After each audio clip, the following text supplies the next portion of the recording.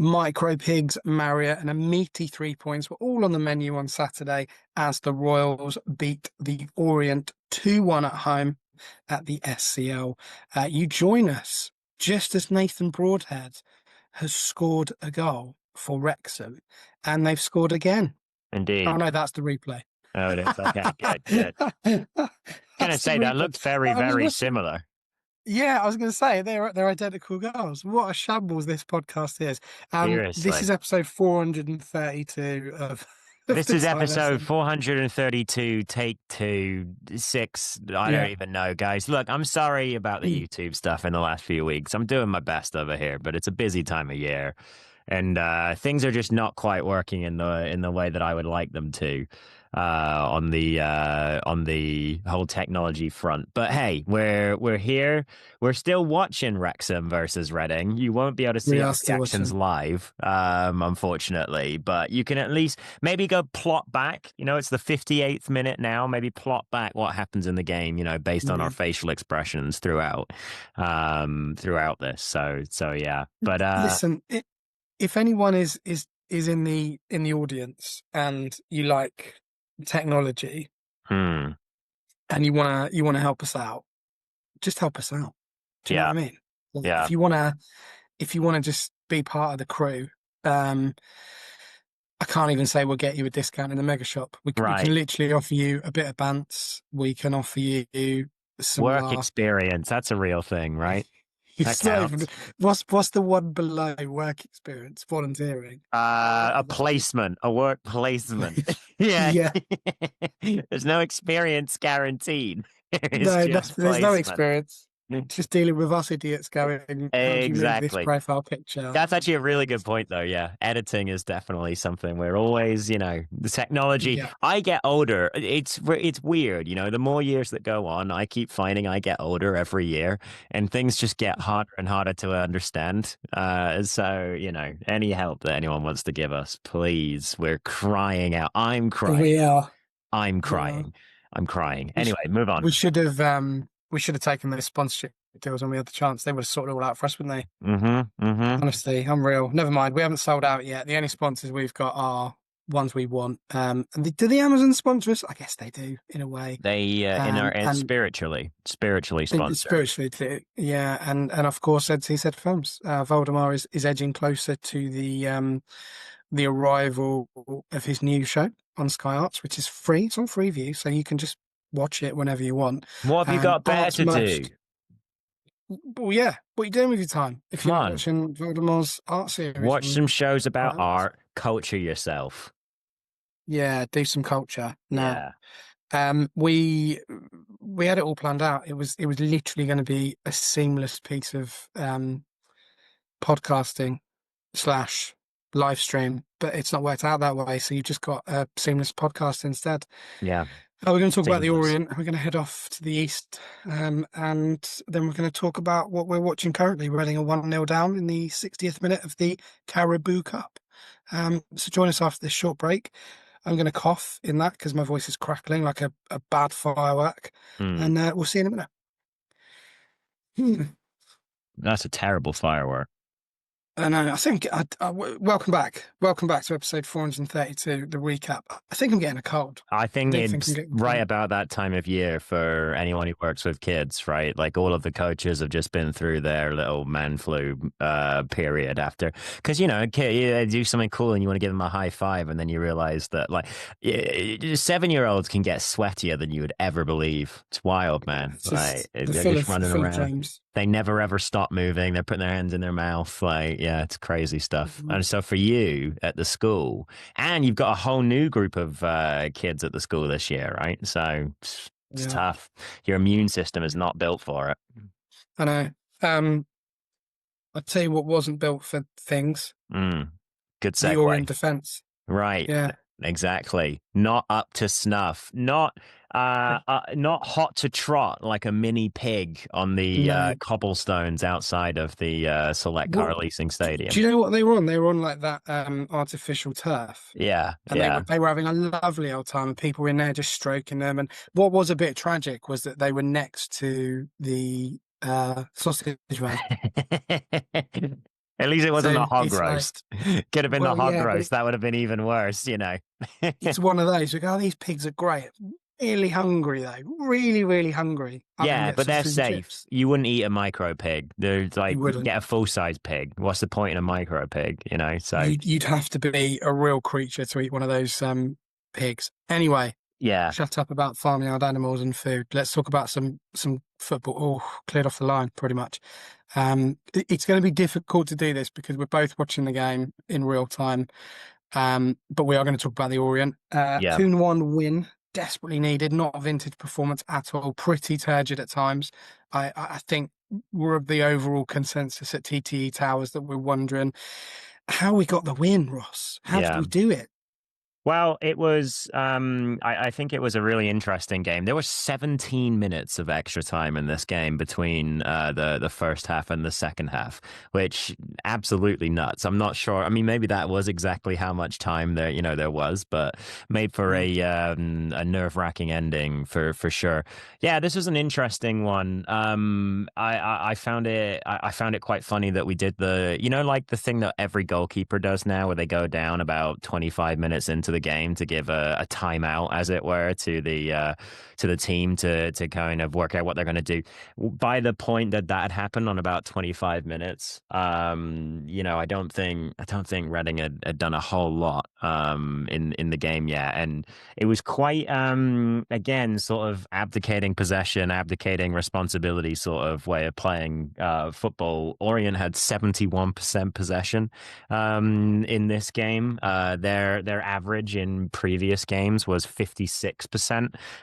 Just to give you a little bit of context there. Now, I will say that they are capable in this league, as any team, of holding on to possession of the ball for a decent amount of time. But yeah, I mean, like, it didn't necessarily feel like that Leyton Orient game, a year ago, that felt like a loss against the grain, and this almost feels like a win against the grain, against the You were same. raging, weren't you, all season? You just kept referring back to that loss against That one really Leeds. stuck, yeah, in my craw for a long time, and I I knew think, you were going to say crawl. I knew you were yeah, going to say I don't know why that one's always the phrase for me, but yeah, this is a particularly okay. So this is interesting because something that I complained about with Barnsley is that things were happening, or like, we'd had time and it still didn't necessarily seem like there was a particularly coherent plan.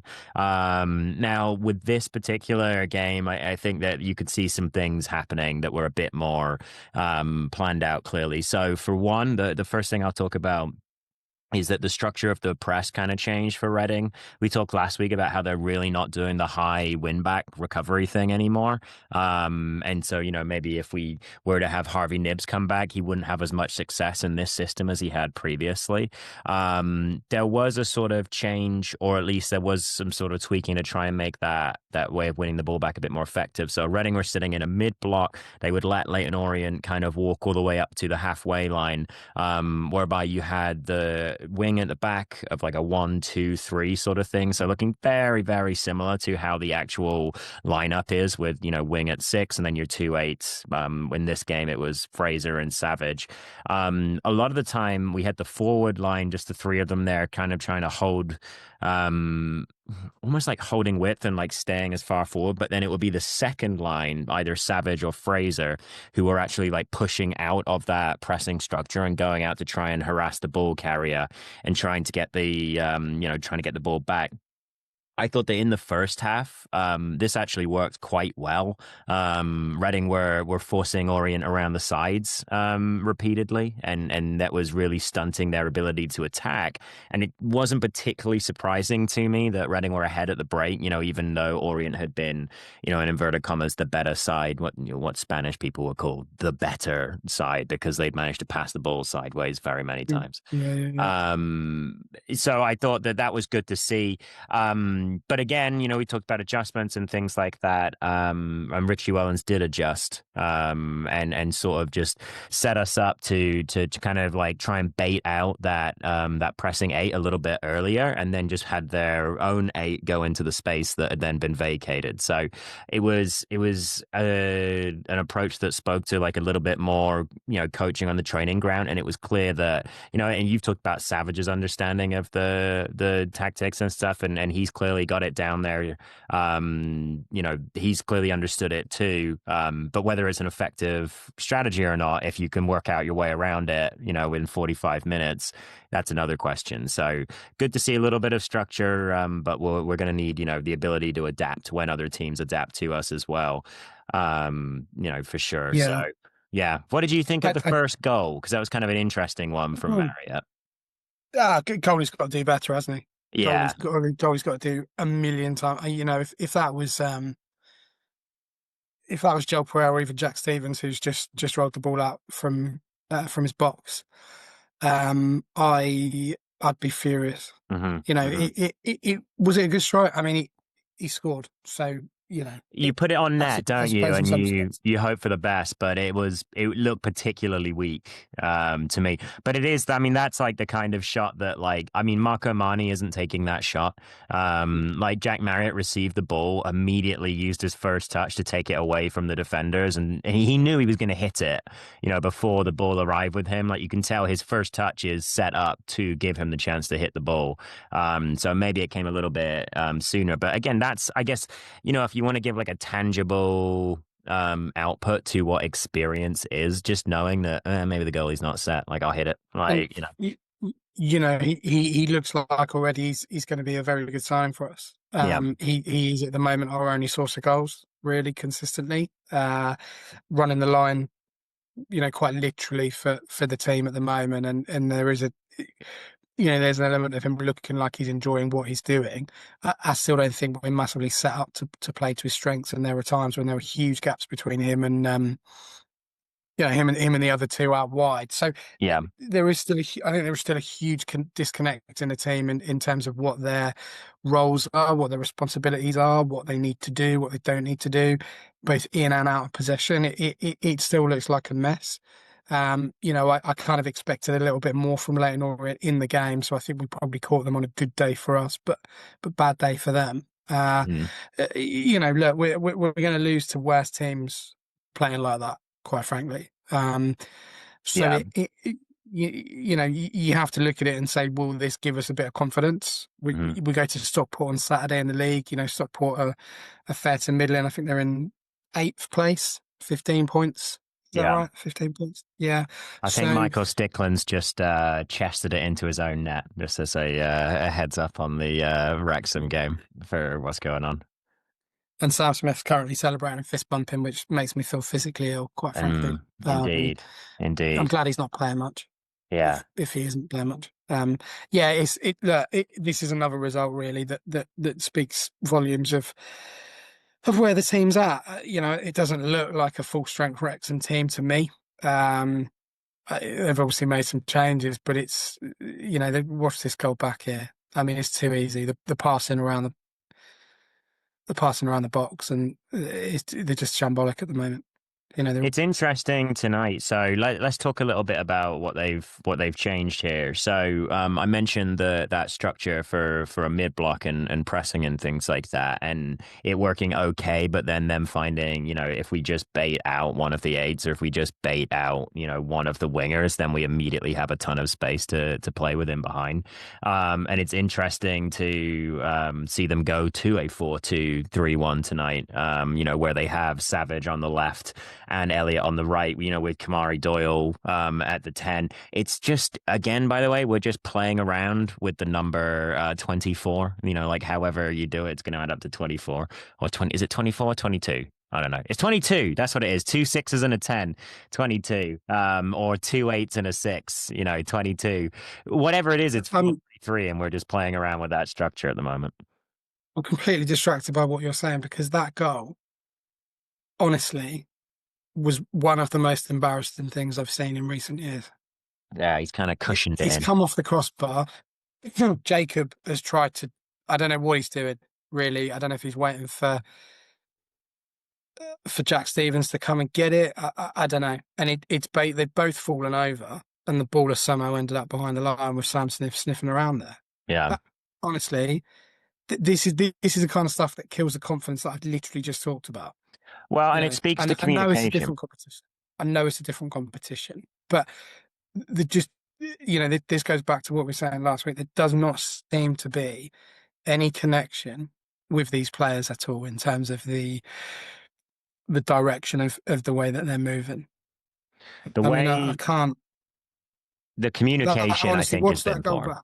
No, it's very poor. Yeah, we're talking about the Wrexham second goal, which is more of a Reading sort of fumble into their own net for this particular one. Yeah, there's a communication issue going on, throughout the team, and there have been communication issues with the team prior, like there always will be with some, with a lot of young players. But for sure, like there are times when it's taking a little bit longer at the moment to communicate, like an important piece of information where you should be going defending and things like that, to the players while they're playing. And if you're having that kind of issue, on the field, you need to be explaining these things on the training ground, obviously. It's good at least to see Hunt trying to change things up tonight and trying to, find a different way for his team to play. It was good to see Yeah, Garcia and Abreu starting. When we beat Wrexham 2-0 back in the spring, a lot of it was through them coming inside and being able to, influence the game in the middle. But, Abreu now, he's spending so much time out in that wide, area. There's putting the same personnel on it, obviously, and then there's giving them the actual role to succeed with it. And, obviously Wrexham are a different team now, and so are Reading. But yeah, it's obviously the result that we can compare against is that one, last season in the spring. I do think, unfortunately, Stickland, this is where he's going to be staying now, in the sort of cup games or the U21 things, because I think he's just not quite ready for League One at this point. But we may have lost Des Williams in the game previously this weekend, so I suppose we may be forced into some more Stickland. I don't know. well, I mean, going back to the Lane Orient game, did you see any signs of improvement that we can use and build on, over the next few games? Honestly, I'm lost for words with that. I genuinely can't get over that goal. That is Pretty just. It's a pretty calamity one. Ben's been knocked for 6. Do you remember? I have. Tell you my favorite calamity goal was Cheltenham away around Christmas a couple of years ago, where Button. Oh no, yeah, Button is like just knocked the ball down right in the box from a corner, and then Benge goes to clear it away, and he hits it directly into Button's bottom. And it goes Yeah, into the net. It's shambolic, absolutely it's crazy. just. Yeah. Yeah. Difficult. Leighton Things that I'll Orient say game. were a little bit Anything better. positive? Yeah, I'll be a little bit more positive. So, like I said, I think that there were some things that were that showed an ability to adjust. And at the end of the game, Reading were in like a 5-4-1 sort of thing, whereby Garcia was all the way out on the left. So they were trying to make changes to affect the game.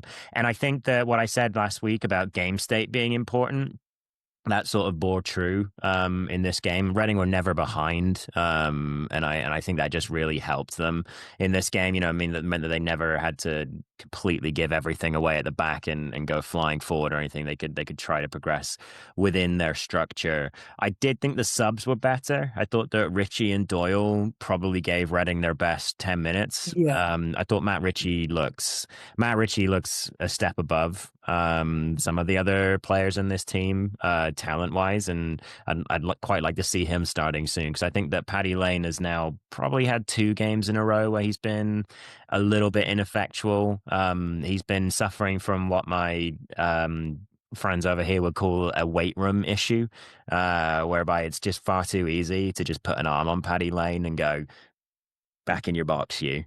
And Yeah. like he's too lightweight. So He's not been good. He's not been good at all, and a lot of these players are just feel suffering from confidence. I thought Dan Kay was okay on on Saturday. I mean, a lot of players were okay, and that's okay. A lot of Like, players are okay, right, and produce like good little moments, and that's kind of like something. I think that's kind of the issue that we have right now is that we're a team that's riding on moments rather than structure, and like we're waiting for individual minutes of moments of quality and things like that, or things like Richie coming on, and for 10 minutes that really shaking up the game in terms of, oh, okay, now they're attacking us like this, now they're a little bit more organized down that flank.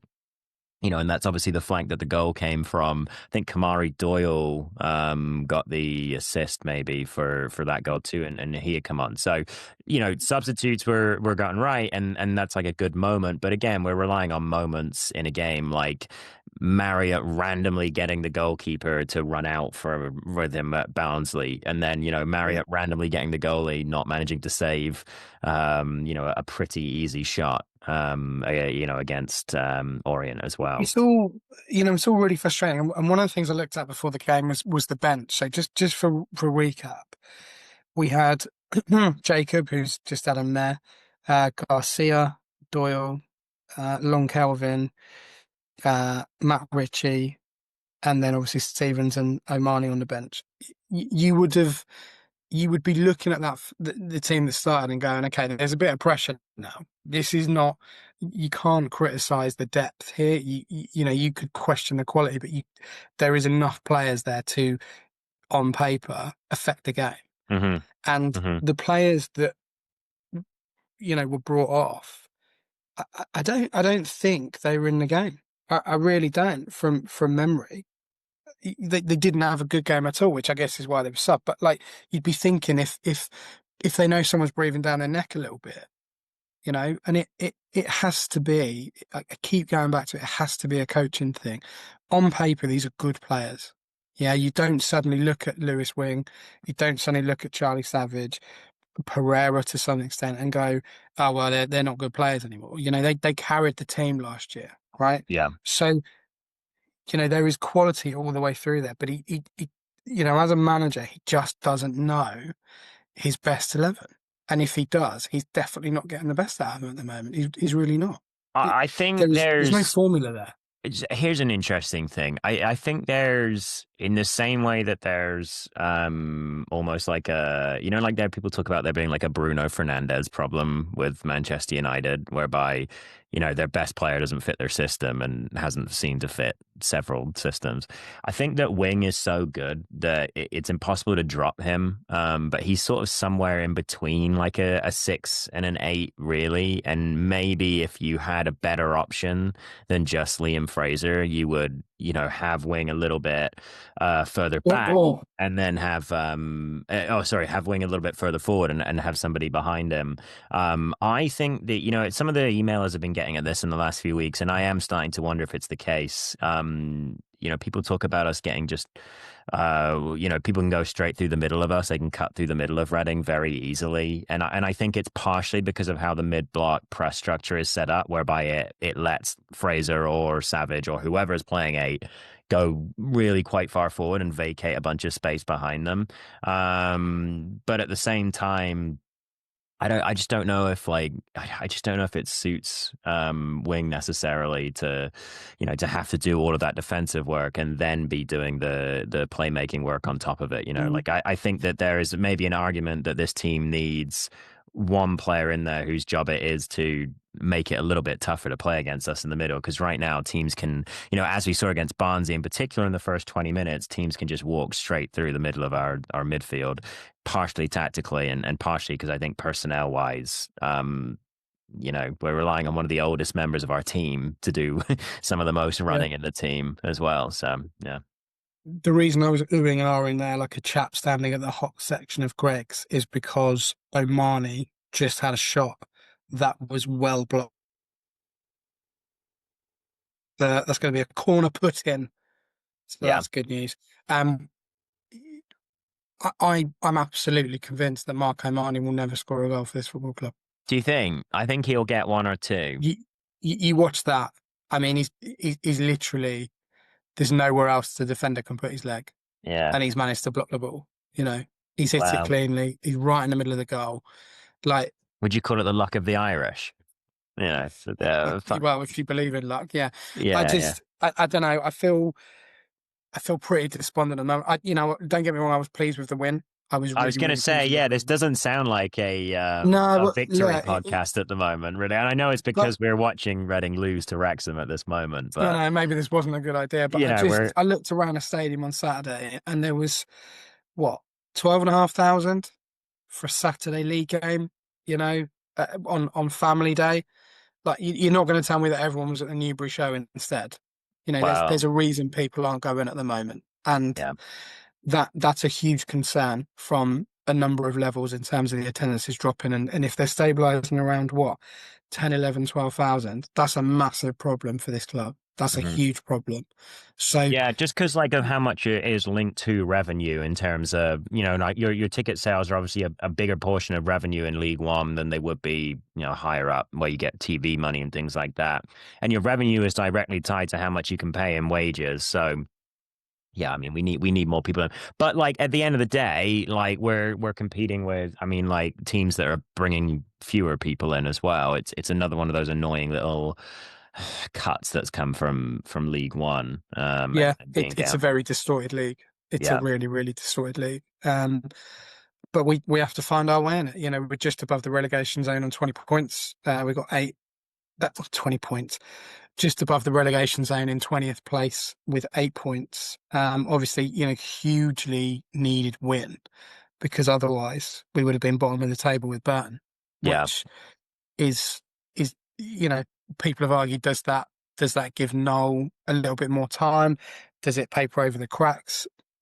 I don't know, but they've, moving forward as an overall brand, forget all this nonsense about turning us into a world leader in football or whatever they said they were going to turn us into.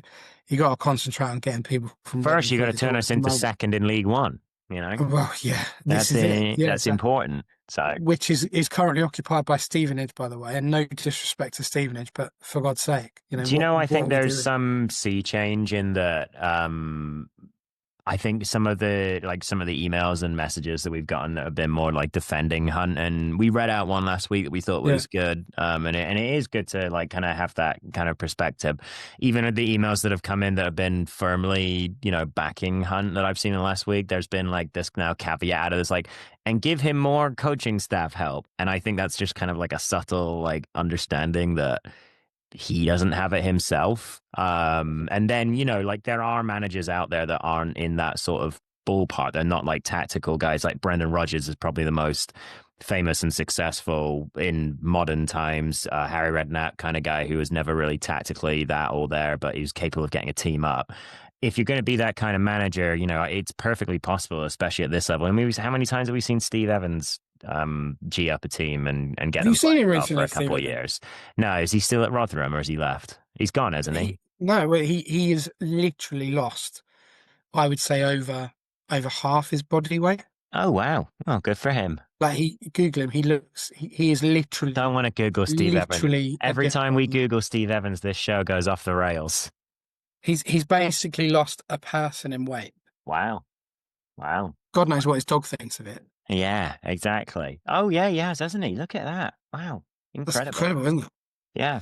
Ooh, good chance there. Good We're going to work. head into the mailbag as Reading are currently losing 2-0 to Wrexham in the Carabao Cup. Carabao do beer now, it Oh, looks do like. Have they? you seen the ad? Have you seen the I like roller going box thing? to, I buy a lot of, I go to the Asian supermarket here quite a lot. I really like Okay. it. And Carabao's everywhere in there. It always cracks me up. Yeah, I'm always considering buying like the little things because they have like you get kind of, okay, so like, oh God, this is so boring. Milk cartons in the UK, the little ones, right, are fascinating to Americans because they don't exist in America. The You mean the smallest thing plastic of ones? yeah, like the smallest thing of milk you can get is like a gallon. Not a gallon, sorry, like a quart. No, not a quart. A half gallon. I don't know. A pint. He's making it up, aren't I'm you? just making it up. 2 pints. But like you have smaller like bottles in the UK than are available in the US. And you go to the Asian supermarket and a lot of what's in there is like a lot of smaller sizes for, foods and drinks than you get in America because Americans want a lot. Like that's kind I of the love thing. you. So yeah, anyway, I sorry. Are Alistair, you if are you're you listening, talking it's about the smallest Miranda. size? It's great. You talking about the smallest size milk in England? Yeah, exactly. It's a Exactly. pint Yeah, it doesn't they don't have a pint in America. The smallest you'll do is I think 2 pints or maybe more.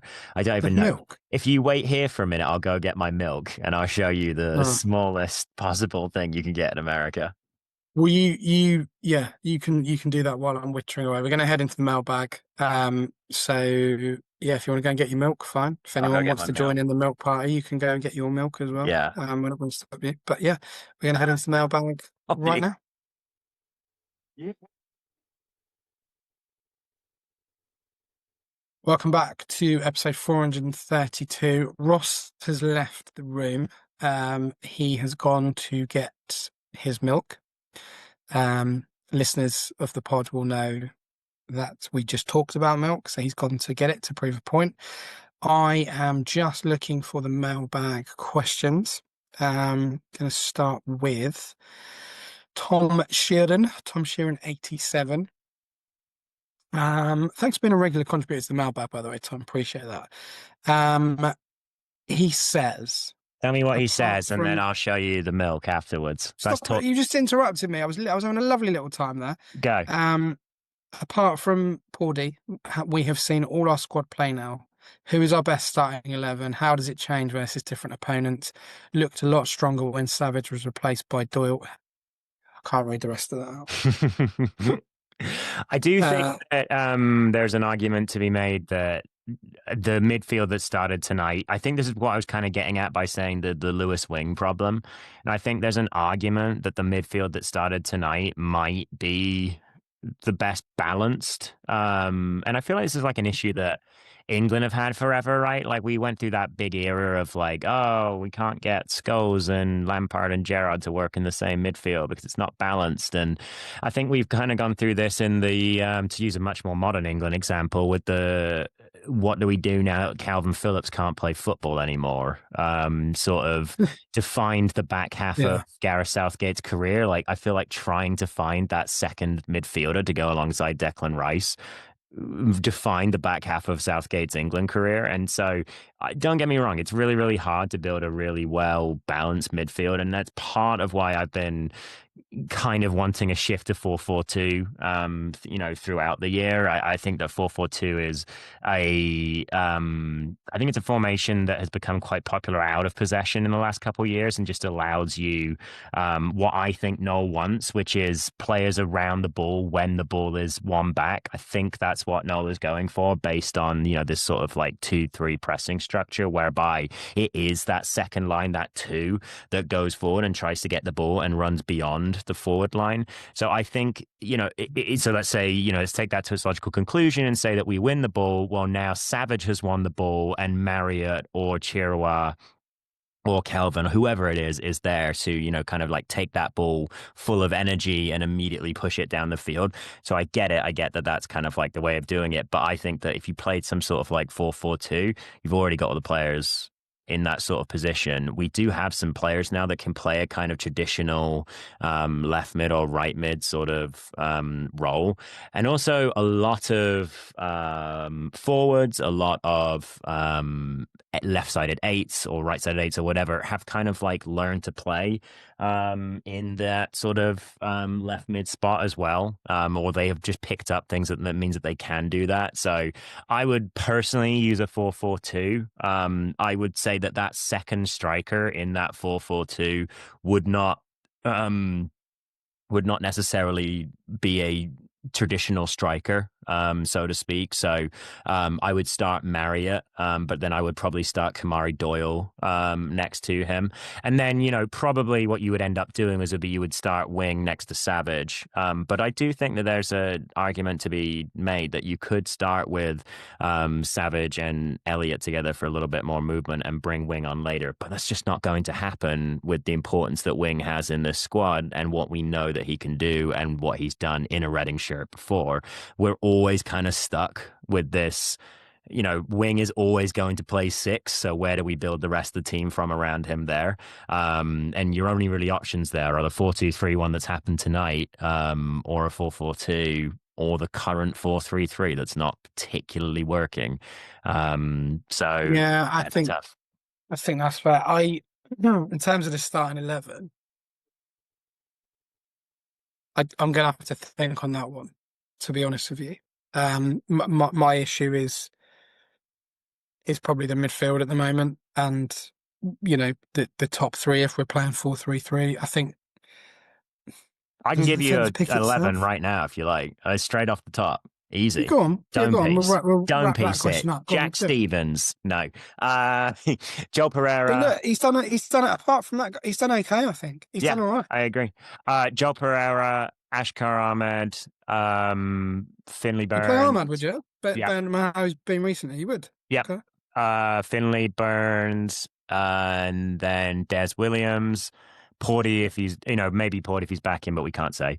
I would play Jacob over Dorset. And then I would, again, so now we're thinking about like a 4-4-2 sort of out of possession. On the right side, I would have Richie. In the middle, I would have Wing and Savage. And on the left, I would have Chirwa.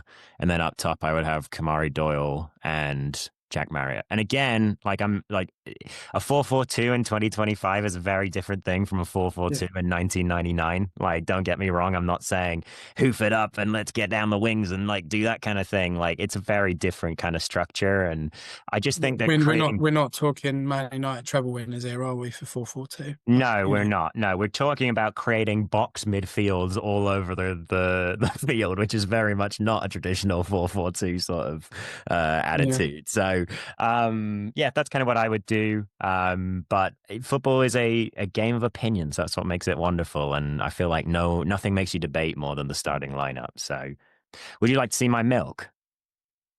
I'd like to tell you that Reading have lost to Wrexham 2-0. Well, I wouldn't like to tell you that. I'm just dealing in facts. 2 goals conceded, 2 half-gallon. This is the smallest milk you can buy in America. 1% milk. Other supermarkets are available. But I do like my supermarket here, actually. What's 1% milk? Is that like I think it's fat? skim. I think it's like semi-skim milk. You can get like the fully fat reduced milk or whatever, or you can get whole milk. You can also get in this country something called half and half, which is half cream, half milk. It's really good. Makes coffee taste really good.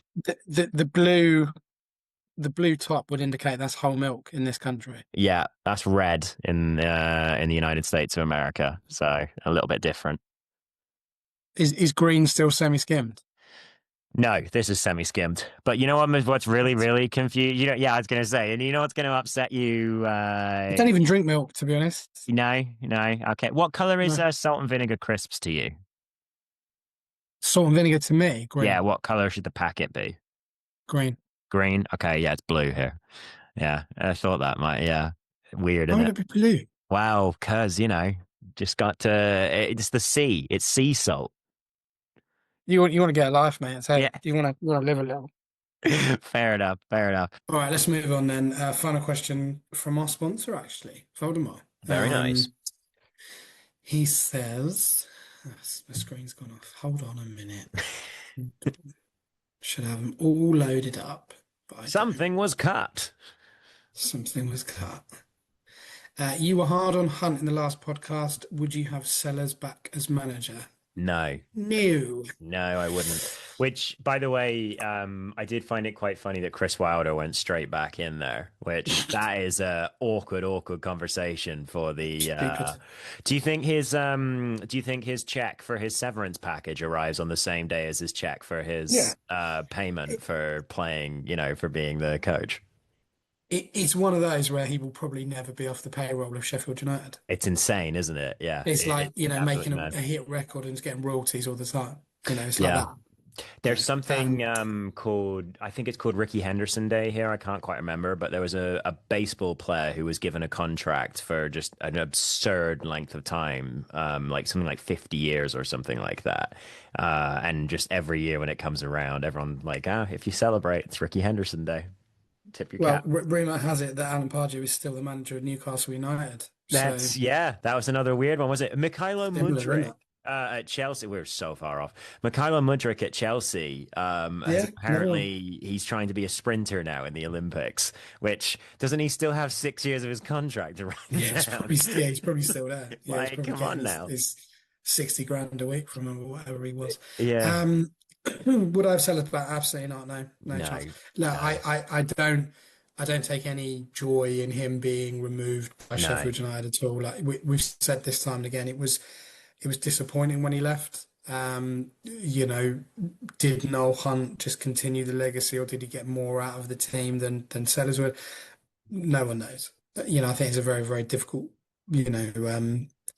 point to square off. But Sellers, I think, just needs to take a break and I, look at where he's at and just go to a club that's going to be stable. He's at us, he was at Hull, he's at Sheffield United, and quite frankly, all behind the scenes have got their own issues. mhm. I wouldn't, I don't know enough about the other two clubs to call them car crashes, but certainly with us, like he just needs to go again, and particularly for James Oliver Pearce, who I still want to call James Ward-Prowse.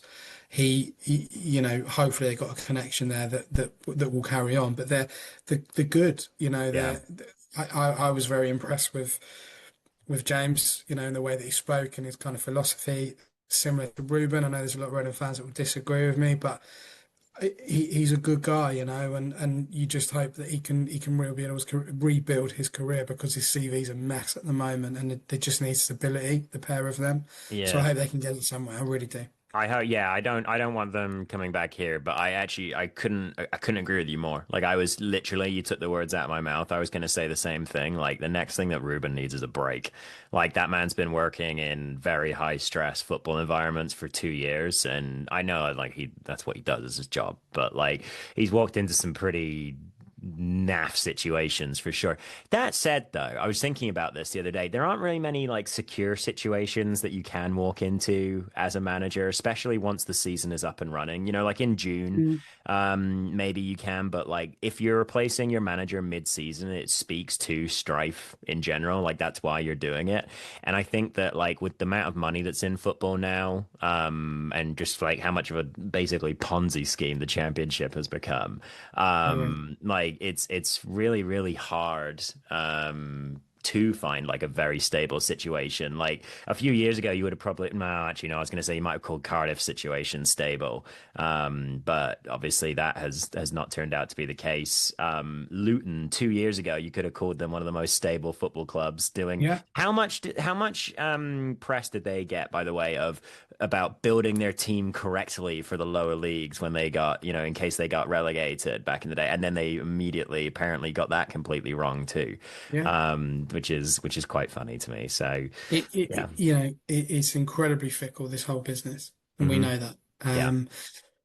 So no, would not have sellers back at all. I don't know. Are we in a bit of a rut on this view of Noel? Like I feel like something's got to change, right? Something has to change, and I'm not going to be on social media, really vocal and calling them out, because I want it to succeed. Like it Right. would be great if it did. We've said this time and again, but all we can do is give our opinion based on the football we see and the football that we have seen, historically from Noel Hunt, and the players just are not. They're shells of themselves at the moment, and as I said earlier, you don't just lose that quality. It's to do with the way they're asked to approach games and the way they're set up to play the game. So, I really feel that something has to change. I don't think we'll talk about it in the preview in a minute. I don't think we'll win on Saturday. I think that'll be another loss. I think it's going to be a very difficult game for us. So, on the plus side, the first 45 minutes of that Wrexham game was good. Yeah. There was a lot of without contradicting myself, there was confidence there. We moved the ball quite well. We seemed like we were asking the right questions in the game, and then as is the way with this club, they just didn't kick on from half time. First goal avoidable, second goal was 100% avoidable, and that's it. And when we're not scoring goals, particularly first in the game, it just puts so much pressure on the rest of the team. At least if we're getting a foothold, and we made it difficult for ourselves on Saturday, but we scored the first goal. Which And always that just makes life so much 100%, easier. If you can get that within 100%. the first sort of half hour or two, like the first half hour of a football game might as well be in a different year to the last 15 minutes for sure. Yeah. They're played with a very different energy level, and so what you can do with that energy level obviously is much more, I don't know, just much more expansive in the opening 20 minutes normally. I think it's worth calling out that Reading did have a decent first half against Wrexham today, but you're absolutely right that they're not doing a very good job at the moment of putting together two good halves in a row, or they're only capable of producing moments of time when they play particularly well. But this was a reasonable first half whereby they were able to move the ball around, kind of like you spoke about. And I know it's the Carabao Cup, so it's not maybe the best opposition that they saw, but I mean again, like they're not an awful lineup for Wrexham from just kind of looking at it now. And Reading were still able to, create more in this game than they've been able to with Wing, one of the best creators in the league, behind them, which again, like it's tough, like, because like a really good player is obviously going to make you better in certain, phases of the game. That's what they do. They're really good players. But if it's working overall better, to go without him, that's just, I think, something that's at least interesting to take a look at. But again, I don't think that Noah Hunt has the I don't think that Noah Hunt has the dressing room authority to get rid of Lewis Wing, to be honest. I think that Lewis Wing is Yeah. almost more prominent in that dressing room. I could be completely wrong about that. I hope I'm wrong about that. I want this to go well for Noel, like you said, because like there's such a like wonderful narrative that could happen here whereby he as an ex-player and as an ex-player from like a really great era gives that stamp of legitimacy that the new owners need to really tie the footballing side onto what they want to do commercially, and everything that they want to do commercially comes a lot easier if you're winning games on the pitch. Like we'd be they came out with a pretty decent score in our Tilehurst and owner approval rating, I thought, and I think that would be even higher if we were doing okay on the pitch as well, so Yeah. yeah, Y- it's You tough. know, I know, and I the wish ju Noel could work it out. the jury's out on a lot of stuff at the club at the moment. That they're making progress, but the problem is that they kind of almost stitch them. We've said this time again. I don't know why I even bother saying it, but like, you know, we've only just got new soap dispensers in the toilets Oh, where I but you sit. did get them. That's good to know. Yeah, but the timelines that were offered, I would have done it myself. I would Yeah. I would have gone to B&Q. I would have brought them myself. I would have made a hash of it, putting them up, but I would have put them up That's what myself. we should have done when we had him on. You should have just been like, right, I'm on Screwfix. Yeah. I've bought 300 soap dispensers and I'm going to show up with a Phillips screwdriver this Well, I weekend. wouldn't have bought 300. I'm not made of money, but like one or two, and I would have All just put them right. up. One or two Also, we've hundred, yeah. mentioned, well, yeah, exactly, yeah. We've mentioned B&Q and Screwfix. Other DIY stores are available Mm. just Hmm. before anyone comes after us. Home Depot. Um, yeah, I Got don't the know what that best one is. over here. It's a Oh, depot for that's homes. okay. You Depot for can homes, literally yeah, buy a house. It's great. Anyway, move on.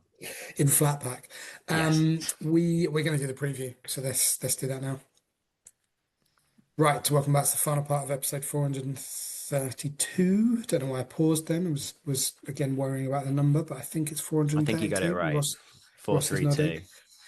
432. Stockport County, indifferent start to the season. They are in eighth, 15 points, quite a way up from where we are. I think looking at some of the comments from the fans, and in particular Dave Challoner after the weekend win against Rotherham United away, the weight of expectations weighing heavy on their shoulders. They had a very, very good season last year, or last season rather. And he said after the game, our expectations are really high based on last season, and sometimes you can be too harsh on yourself.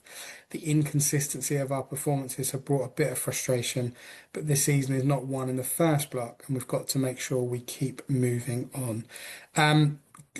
Seems like a good coach, good manager, Dave Chandler. He's got his head screwed on right. It's a good point that he makes in terms of not getting too up or down on in that first block of Good the reminder for season. me as much as anything. Like, Yeah, you know, do you know what? I've been bothered by like the start of the season for sure. And last week, what was I countenancing it in like, well, Noel's had 46 games now.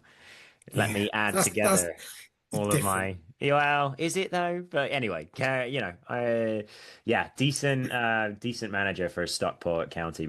Yeah, he's got over a 50% win record for them. Yeah, but I feel seen by that quote from him. I feel like Yeah. he's looking at us and going, "All right, lads, Yeah. shut up." He's a big fan of the Tilehurst podcast, Dave Challenor. He's a massive fan And that's of your the preview. Titans. We'll see you Yeah, next week. exactly. Um, I We mean, thought this was going to be a really, really tough game at the start of the season because they were definitely like one of the teams that I was banging on about as being yeah, potentially really, really good. Ollie Norwood is still kind of their guy. He's still the guy kind of creating chances for them. But yeah, I mean, I think that Mr. Challoner's got it right. They are, they are having a little bit of an inconsistent start to the season, and hopefully we can kind of have enough moments in this game where we can start to push up the table a little bit more. I'll be most interested to see if we keep this 4-2-3-1 sort of thing, and whether, where wing starts in it, if it is, a 4-2-3-1, I think that particular formation gives Kamari Doyle his best possible, chance to start, because I think that's where he operates best. And I think that's where he operated often. Actually, he operated often, but I was talking about this sort of like 4-4-2 that could have Kamari Doyle playing as sort of like a striker in the front line there. He played often in a similar position for, I think it was Crawley last year, whereby amusingly the Liam Fraser centered middle five then had Kamari Doyle ahead of them in the front two. So you could play him in that sort of role there, but 10, if we're going to go with a role that a formation that we've already seen from Noel, that would be the best place for him.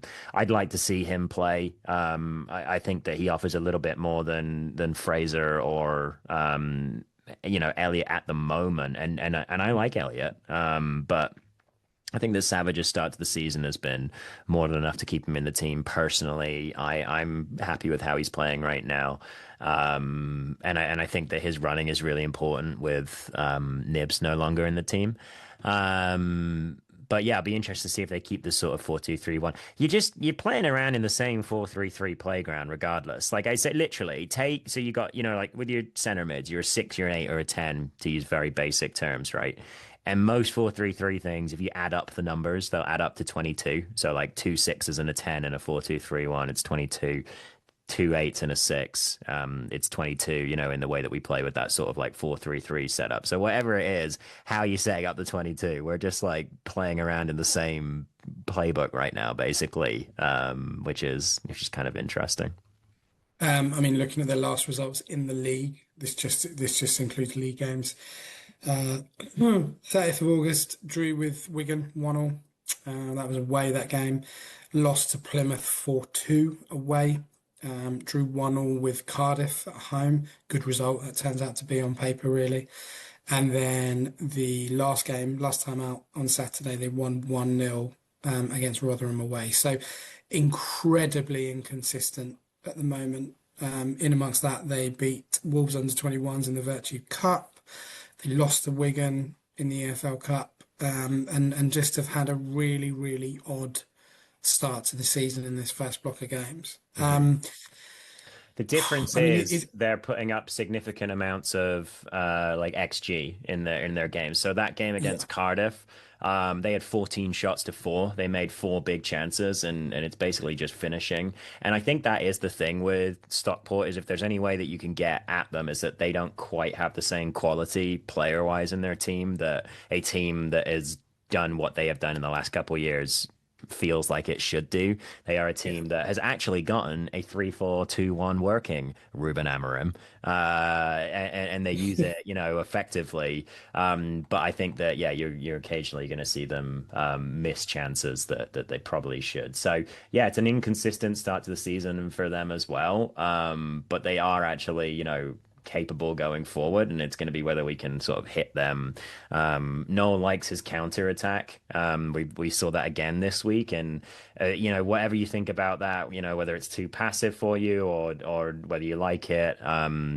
It may work quite well against this particular opposition. I feel like we got our goal against Stockport in that sort of way last year with Chem Campbell scoring on the counter attack, so you can get at them that way. So it could be a little bit of a grinding watch for Reading fans, but it may actually I suit us, possibly. But yeah, they yeah. put up, I mean, inconsistent start, but they are looking much more likely to score than Reading are so far. I think it's going to be a difficult game for us. I think we'll lose. I think Stockport would expect to win, given, as we said, how they've started this season. I think it's going to be a difficult watch, to be honest with you. And that leads us into next week, where we have West Ham at home in the Virtue Cup, West Ham under 21s, and Mansfield in the league. And you would anticipate that we would be targeting a win in both of those games, particularly the Mansfield game. Yeah. I honestly feel that if we, don't get a win out of these next three games, I think that might be curtains for Noel, to be honest with you, because I think things will really start to turn a little bit toxic, really. Or I hate the word toxic. Well, I don't know why I'm using it. Just No, people but I know what you voicing their mean. Yeah, concerns like about, you know, yeah. And what you said like a few weeks ago about like how we let it go way too long with the last two managers is just entirely correct. yeah, Like Paunovic was really not really not looking he just didn't look the same by the end of it. And yeah, so I think we want to make sure that, that's not happening. But in any case, I keep looking at that sort of, I think the Jose Gomez day was October 6th or 7th, sometime around then. Mansfield is October 4th. And then we have another game in the Car Cup after that on the 7th. So it's probably right around there that you're making a decision yeah, I if think they so. don't get a win against Mansfield, because again, or Stockport, because again, we're talking about this in the context of a victory this week. But it's a We victory that are, stopped us from falling to the bottom of the league. So, yeah. obviously context is important. Yeah. Um, Enjoy your milk. Thank you. I'm enjoying my beer now, to be honest with you, but the milk Don't the put milk milk will on be beer. That'll good. just ruin your. What shirt are you wearing, by the way? This is a New England Revolution shirt. That's really nice. It's great, Is that a isn't new it? one? Yeah, it is. It came out this year, which is I'm very happy with it. And it has I like the Carlos fact. heel on the back. It's very Oh, good. nice. This guy played for Aston Villa while we were back in the championship when they were in the championship. Did And it? he was not good for them. And he is probably the best player ever to play for the New England Revolution, Carlos Heel. Levels, mate. Levels to the game. There's levels to the game in this whole MLS business. Last Mm. thing I'll say about US soccer this week, I saw Jaden Onan this weekend in the Oh, flesh, really? which was quite funny. Jaden Onan played, I think, one game for Reading, certainly in our academy for a little bit of time, but from the Arsenal academy. So only came through briefly, but played against the Portland Hearts of Pine this weekend, just gone, and was running up and down in front of me. So first time I've seen an ex-Reading player playing at that level, and I thought it was quite cool. It's hilarious. Yeah, Yes, and I like that shirt. It's nice. It's good. I it's like the fact great. it's Yeah. sponsored by Gillette, the best a man can get. Well, Mm. exactly. Though they're based out of the whole stadium is called Gillette Stadium. It's got they've got like shaving based little graphics that go all over the place. Like when they No, want to they wipe to like when haven't. they want to have like the when they want to go to like the net, like the show a replay, and then they want to go back to the Yeah. jumbo cam or whatever, they'll have like a big shave, like a razor come up and like wipe shaving cream off. It's funny. Well, America. that's ridiculous. Yeah, Yeah. America. Yeah. All right. Well, enjoy that. Thank you. I will. Yeah. Yeah. And we'll see you next week. I guess it'll probably be midweek, won't it? Because I'll be going to the game on Tuesday We night. can't work out our blinking software at the moment, so it'll be whenever I can work that out, Yeah. honestly. Like I don't know. But this one will be on YouTube and so check it out there and sorry again for the problems with getting the last couple YouTube pods up. But always on Spotify, always on all of the other good places if you can't get us on video. Yeah. But we'll try and pop some more stuff up there for you guys soon. And if you're still that person that downloads us on your PlayStation 3 or whatever it was when we did that Yeah. poll a couple of months ago, actually, it wasn't a couple of months ago, it's longer than that, then fair play to you. Fair play. Yeah. Yeah. Hope we're sounding good on the PlayStation Network. Yeah, exactly right. Have a good week, Ross. Have a good Thank week, you. You as well. listeners. And let's hope for something on Saturday. But either way, we'll be back next week with episode 433. So yeah, come on, you arse.